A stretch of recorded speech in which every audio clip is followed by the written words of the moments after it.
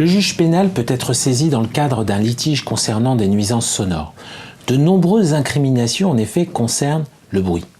On en trouve dans le Code de la santé publique, à propos notamment des bruits de comportement, des bruits de chantier ou encore des autres bruits d'origine professionnelle.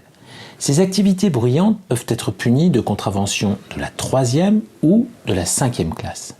On en trouve aussi dans le Code pénal en ce qui concerne le tapage injurieux ou nocturne, puni par une contravention de la 3e classe, ou encore le délit d'agression sonore en vue de troubler la tranquillité d'autrui qui est puni quant à lui d'1 an d'emprisonnement et de 15 000 € d'amende. Le juge pénal ne sera saisi toutefois que si un agent verbalisateur se déplace et dresse procès-verbal, et si cet agent le transmet au procureur de la République, et si ce dernier, bien sûr, décide de poursuivre. La victime qui recevra un avis à plaignant pourra alors se constituer partie civile, espérant ainsi obtenir des dommages d'intérêt. En pratique, cependant, le juge pénal condamne assez peu souvent les fauteurs de bruit, car les agents verbalisateurs se déplacent rarement et les procureurs poursuivent encore plus rarement les infractions en matière de bruit.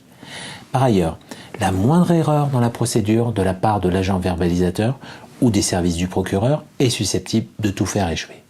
Cette procédure présente cependant l'avantage, lorsqu'elle aboutit, d'être peu onéreuse et relativement rapide.